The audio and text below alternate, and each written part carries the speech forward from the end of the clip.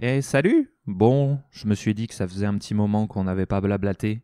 Tu sais, quand on blablate, c'est quand on fait beaucoup de blabla, on parle de choses pas très importantes. Et je vais essayer de trouver un moyen de le faire plus rapidement et plus souvent que d'habitude, parce que les vidéos que je fais en général demandent beaucoup de temps. Je sais pas si t'aimes les images que je mets sur mes vidéos, mais elles demandent vraiment beaucoup de temps. Tu me diras peut-être, Bagzav, pourquoi tu mets des images après tout? Tu pourrais juste te filmer, mais si je mets des images, c'est justement parce que j'ai horreur de voir ma tronche.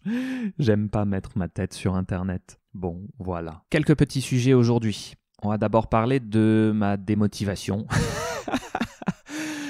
J'ai un gros coup de mou en ce moment. Un coup de mou, ça veut dire que tu arrives pas à te motiver, que tu te sens fatigué, etc. J'imagine que c'est lié à la météo parce qu'il s'est mis à faire froid soudainement et souvent c'est à ce moment-là que tout le monde est malade. Dans ce problème de motivation aussi, bien sûr, il y a que c'est difficile pour moi de monter sur mon vélo pour faire les choses que je dois faire, c'est-à-dire les courses ou aller chercher des colis, etc. Ça, c'est lié au fait qu'à ma fenêtre, j'entends beaucoup de voitures qui passent et je sais pas pourquoi, ça me mine le moral. Je me sens tellement démotivé quand j'entends toutes ces voitures passer. Je me dis, quand je vais aller sur la route, il va encore falloir que je stresse parce que des gens veulent me doubler n'importe comment. Donc le fait d'entendre les voitures, ça me rappelle que si je prends mon vélo, ça va être dangereux et j'ai pas la motivation.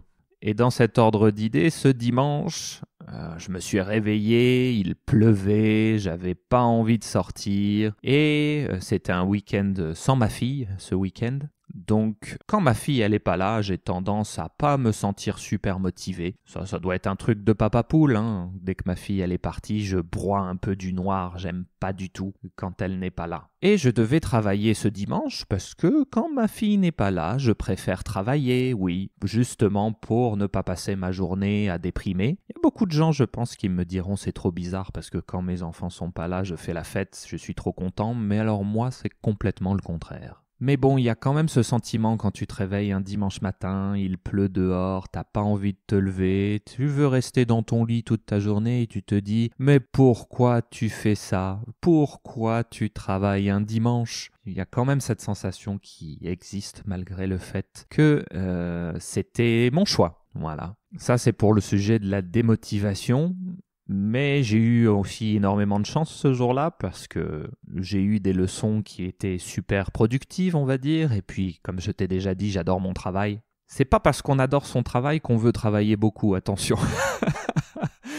Tout ça pour dire oui, j'adore mon travail, mais c'est un peu comme le vélo en fait. Quand je suis sur le vélo, que je suis en train de faire du sport, je vais avoir cette sensation de waouh, qu'est-ce que c'est beau, waouh, qu'est-ce que c'est bien. Mais monter sur le vélo en soi, c'est un souci.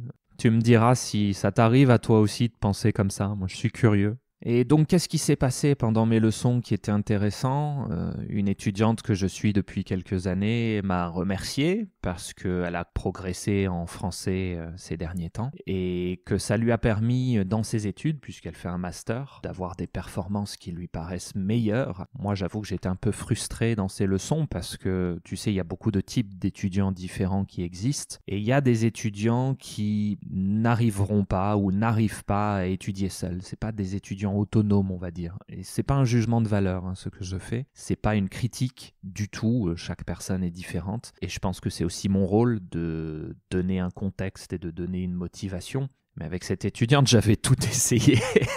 J'avais tout essayé et après, je crois, un an, je lui avais dit, écoute, est-ce qu'il faudrait qu'on discute de est-ce qu'on va continuer ou pas parce que j'ai vraiment tout essayé et j'ai pas le sentiment que ça fonctionne. T'as jamais appris quoi que ce soit que je t'ai donné, mais elle m'a dit, mais c'est comme ça. Moi, j'ai besoin de la leçon et je vais apprendre pendant la leçon et à l'extérieur de la leçon, je vais pas apprendre et c'est juste comme ça. Mais si la leçon n'existait pas, j'apprendrais absolument rien. Alors que là, oui, j'apprends pendant la leçon. Donc bon, j'ai changé ma façon de voir notre leçon qui, selon moi, oui, c'est pas un progrès idéal. Je le ressentais un peu comme un échec de pas réussir à la motiver, de pas réussir à la faire, ne serait-ce que relire une leçon qu'on a fait ensemble, une leçon qu'on a faite ensemble. Mais bon, quand un étudiant te remercie parce que lui, il trouve que l'impact est positif, je sais pas comment dire, hein, je pense que c'est l'essentiel en fait. C'est comment lui il le sent, c'est ça qui est essentiel. Deuxième grosse réussite de la journée, j'ai un étudiant qui a réussi le DALF C2. Ouais! Alors je sais pas si tu connais le C2, c'est l'examen le plus haut que tu puisses obtenir, hein. Ça certifie d'un niveau natif. Donc c'est un peu étrange parce que bien sûr cette personne il va encore faire des petites fautes quand il va parler par-ci par-là, mais l'examen certifie qu'il a la compétence de parler un français de niveau natif. Bon, cet examen est super difficile à obtenir, hein, honnêtement. Et les étudiants que j'ai eus qui l'ont passé sont assez rares. Passer, ça veut dire faire. Passer, ça veut pas dire réussir. Tu passes un examen, puis tu le réussis, ou peut-être tu échoues à cet examen, mais passer, ça veut dire faire. Ou aller à, si tu préfères. Bon, on était tous les deux vraiment, vraiment contents, parce que bien sûr, on s'est vus régulièrement pendant 1 an. Il a d'abord passé l'examen de B2, puis de C1, puis de C2. Il a tout réussi, surtout le B2 et le C1 qu'il a réussi haut la main. Donc il a vraiment, vraiment réussi. Puis le C2 qu'il a aussi réussi, et c'était parfait. Et moi, dans ces cas-là, je suis extrêmement content pour lui, parce que je pense que c'est sa réussite. Même si j'ai participé à la réussite, moi, j'ai pas le sentiment que c'est vraiment grâce à moi.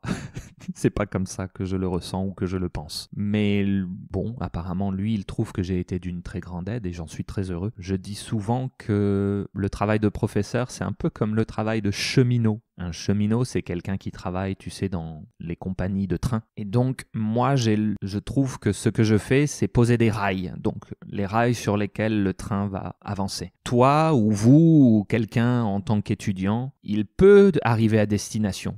Il peut tout seul, il peut avec de l'aide, il peut toujours arriver à destination. Je pense qu'un étudiant n'a pas nécessairement besoin d'un professeur. Mais imagine, tu vois, tu as une destination, tu souhaites arriver à cette destination, tu pourrais y aller à pied, tu pourrais y aller à vélo, tu pourrais y aller en voiture. Et donc, tu as différentes vitesses pour y arriver déjà. Donc ça peut dépendre de la quantité de travail que tu mets ou de l'aide qu'on t'apporte. Mais aussi, tu pourrais te tromper de chemin. Tu pourrais partir dans des chemins de montagne. Tu arriveras quand même à destination, mais tu auras fait un grand détour. Mais si tu passes par un professeur, on va dire comme moi, le professeur, il va construire des rails et toi, tu vas avancer sur ces rails et t'as pas besoin de réfléchir de est-ce que je tourne à droite, est-ce que je tourne à gauche, comment je fais ceci, cela. Le professeur, il t'emmène dans la direction et t'as pas de questions à te poser, ça va être un chemin direct et rapide. Voilà, c'est comme ça que je vois ma profession. Bon, dernier sujet, cet étudiant super gentil. Il a décidé de m'offrir une carte cadeau Amazon. Alors je savais pas comment réagir parce que tu sais moi, quand on me fait un cadeau, je sais pas comment réagir. Alors déjà, il me dit qu'il va me faire un cadeau, je sais pas comment le remercier. Je sais pas accepter un cadeau, c'est trop difficile. Et en plus, il m'a offert une carte cadeau d'un montant auquel je m'attendais pas du tout, hein.